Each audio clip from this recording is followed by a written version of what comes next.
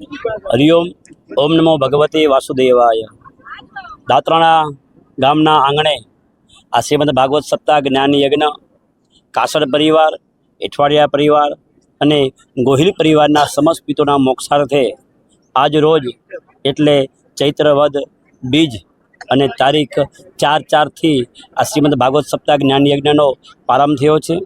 4 તારીખથી કરી અને 10 તારીખ સુધી આ કથા ચાલવાની છે અને કથાનો સમય સવારે 9 થી 12 અને 3 થી 6 રહેવાનો છે. તો આ કથાની અંદર આપ સર્વને આ યજમાન પરિવાર દ્વારા પધારવા હાર્દિક આમંત્રણ છે. સમસ્ત પિતૃના મોક્ષાર્થે આ શ્રીમદ ભાગવત સપ્તાહ જ્ઞાન યજ્ઞનો આયોજન કરવામાં આવ્યું છે. સદા સેવ્યા શ્રીમદ ભાગવતી કથા. આ ભગવાનની કથા છે એ રોજ સેવન કરો, સેવન કરતા રહો. આ ભાગવતની કથા એક ઔષધિ છે. એ ઔષધિ વારંવાર પીવાથી માણસ અમર બની શકે છે. એમ આ ભાગવતની ઔષધિ રોજ શ્રવણ કરવાથી આ ભવરોગમાંથી મટાડનારીની કથા છે. તો યજમાન પરિવારનો ખાસ આગ્રહ છે કે આપ સર્વ પધારો અને આ કથાનું આમંત્રણ છે અને કથાનું રસપાન કરો. ઓમ.